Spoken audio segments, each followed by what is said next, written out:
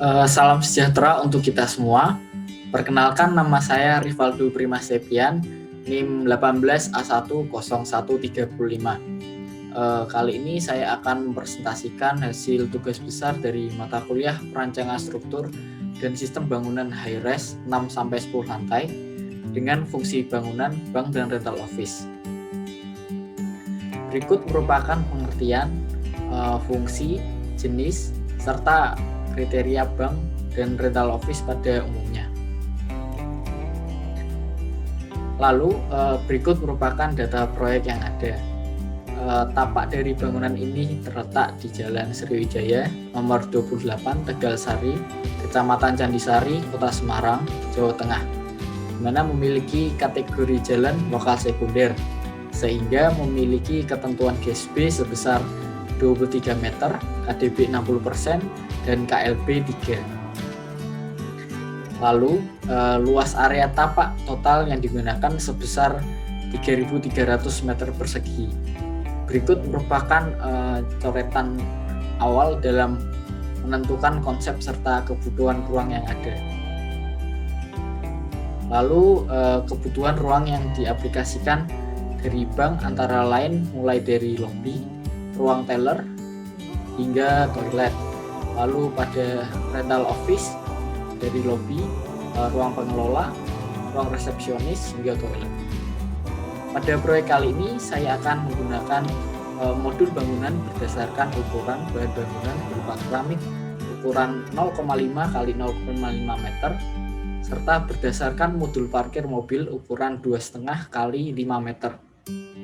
Pada kasus ini saya juga akan menggunakan konsep slab one way. One way slab adalah slab yang didukung oleh balok pada dua sisi yang berlawanan untuk memikul beban sepanjang satu arah, di mana memiliki syarat perbandingan atau rasio dimensi bentang modul minimal sebesar 1:2.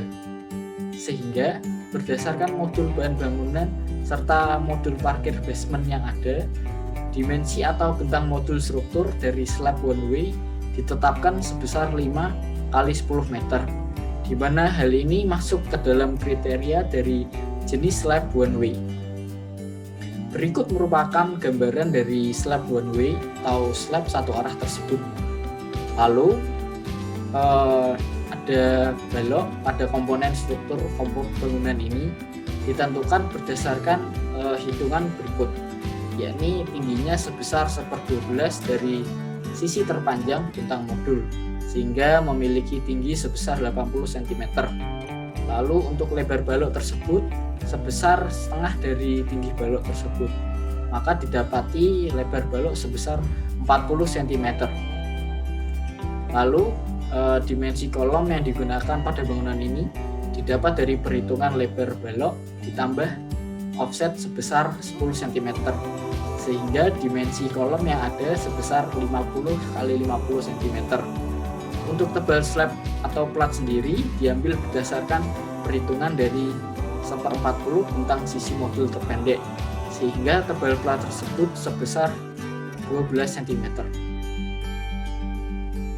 Lalu untuk penggunaan sistem struktur, pada bangunan ini menggunakan struktur kombinasi dari struktur rangka dan struktur shear wall atau dinding geser, di mana shear wall ini sendiri berperan sebagai pengaku bangunan dan juga sebagai core dalam bangunan ini. Berikut merupakan skema atau tampak 3 dimensi dari isometri struktur bangunan ini. Ya, lalu struktur rangka pada bangunan ini terdiri dari kolom yang berdimensi 50 cm dan balok yang berdimensi 80 x 40 cm serta jarak antar lantai bangunan sebesar 5 meter. Berikut merupakan contoh perletakan struktur rangka dilihat dari salah satu gambar denah pada bangunan ini. Lalu core bangunan dan struktur shear wall ini memiliki ketebalan dinding setebal 30 cm, dan ini merupakan contoh peletakan dari shear wall dari yang baik hingga yang buruk. Dan pada sistem bangunan kali ini tentunya saya menggunakan peletakan yang baik agar kekuatan dan kekakuan dari bangunan ini pun menjadi baik. Lalu berikut merupakan skema tata peletakan dari shear wall serta core yang ada pada denah bangunan kali ini. Lalu tentunya pada bangunan high rise ini memerlukan atau membutuhkan sebuah transportasi vertikal. Pada bangunan kali ini terdapat dua transportasi vertikal. Yang pertama ialah tangga, di mana seperti bangunan pada umumnya, tangga merupakan salah satu komponen yang harus ada dalam bangunan bertingkat. Selain itu, tangga darurat juga dapat berfungsi sebagai transportasi alternatif ketika pada gedungan terjadi hal-hal yang sifatnya mendadak akan bencana seperti kebakaran atau lainnya. Pada bangunan ini ditempatkan tiga titik tangga, di mana terletak di dalam core bangunan yang ada. Lalu yang kedua ialah lift. Lift merupakan salah satu transportasi vertikal elektrik yang ada pada bangunan high rise. Pada umumnya juga hal ini memerlukan beberapa komponen seperti ruang mesin lift atau rumah lift, shaft lift, dan kontrol panel listrikan lift itu sendiri. Pada bangunan ini sendiri saya menempatkan 4 lift dengan kapasitas masing-masing kurang lebih 13 orang dengan massa maksimal masing-masing 1 ton. Dan ini merupakan diagram perletakan tangga dan lift yang ada pada gambar denah bangunan. Lalu untuk sistem utilitas yang pertama ialah AC atau air conditioner. Untuk sistem kontrol AC sendiri, bangunan ini menyediakan ruangan kontrol AHU yang menyatu dengan ruang MEP. Karena sistem kontrol dari AC ini bersifat sentral, maka hanya disediakan satu ruang kontrol yang berada di ruang MEP lantai basement. Berikut merupakan diagram jaringan ducting AC pada bangunan ini. Lalu setelah itu ada CCTV. CCTV adalah perangkat kamera video digital yang berfungsi mengirim sinyal berupa gambar menuju layar monitor di ruang terpisah yang berfungsi untuk memantau situasi dan keamanan di suatu tempat. Sistem keamanan CCTV juga diperlukan dalam proyek gedung bertingkat ini karena mengingat fungsi bangunan yang berupa bank akan rawan dengan pencurian. Lalu sistem air bersih dan air kotor, di mana hal ini akan berhubungan dengan toilet, wastafel, urinoir, cucian dapur, dan sprinkler yang ada.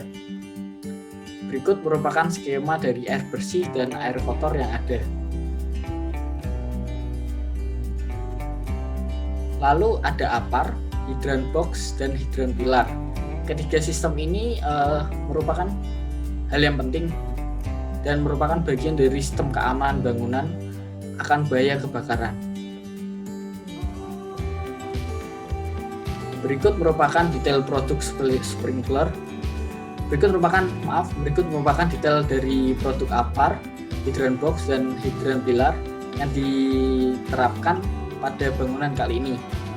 Lalu ada sprinkler, di mana merupakan salah satu sistem yang harus ada dalam suatu bangunan yang dimana berfungsi untuk memadamkan api secara otomatis ketika suhu ruangan terdeteksi melampaui batas yang ditentukan atau adanya kepulan asap dalam ruangan.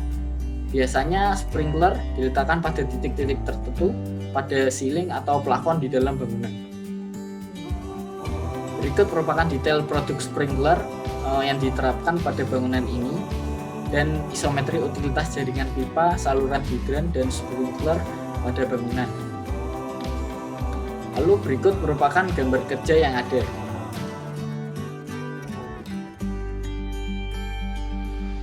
Yang pertama, di sini ada situasi dengan skala 1:200. Lalu yang kedua, side plan skala 1:200. Lalu ada denah basement 2 dengan skala 1:100. Denah basement B1 dengan skala 1:100 juga. Lalu ini adalah denah ground floor yang berfungsi sebagai bank.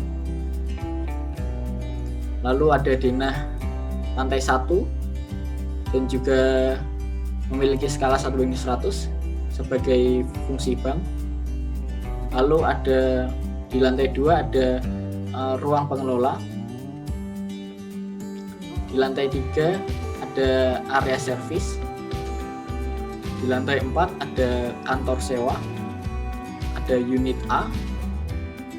Lalu di lantai 5 ada kantor sewa unit B. Lalu di lantai 6 ada kantor sewa unit dengan area servis maksud saya. Lalu di lantai 7 ada kantor sewa di unit C. Lalu di lantai 8 ada kantor sewa unit D. Lalu di lantai 9 ada kantor sewa unit E. Dan di lantai 10 ada kantor sewa unit F. Lalu ini merupakan denah atap, di mana di atap tampak atas terdapat rumah lift, roof tank, akses ke atap, dan berbahan dak beton. Lalu ini merupakan denah pondasi skala 1:100. Lalu ini adalah tampak depan bangunan. Ini adalah tampak kiri bangunan. Lalu ini adalah tampak belakang bangunan. Dan ini adalah tampak samping kanan bangunan. Lalu ada potongan AA dengan skala 1:200. Dan ini potongan BB dengan skala 1:200. Lalu ada detail pondasi. Ini adalah diagram utilitas pada bangunan. Lalu ini adalah detail ducting AC. Lalu ada detail konstruksi perkerasan ruang luar. Lalu ini adalah detail gambar sprinkler dengan skala 1:1. Lalu ini adalah detail dari penangkal petir dengan skala 1:20. Lalu ini merupakan gambar detail konstruksi sumur resapan air hujan. Lalu ini adalah konstruksi detail dari bak penampungan air hujan. Ini adalah detail roof tank. Lalu ada gambar detail konstruksi sambungan balok dan one way slab. Lalu ini adalah gambar detail konstruksi sambungan balok dan atap dak. Dan ini merupakan gambar detail konstruksi sambungan kolom dan balok. Ini adalah dua sudut isometri struktur, dan ini isometri struktur sudut ketiga dan keempat. Ini adalah isometri utilitas dari jaringan kabel kelistrikan dan jaringan ducting AC. Lalu ini ada isometri utilitas dari jaringan air besi dan air kotor. Lalu yang terakhir ada isometri utilitas dari pipa, saluran hidran dan sprinkler, dan isometri utilitas dari penangkal petir.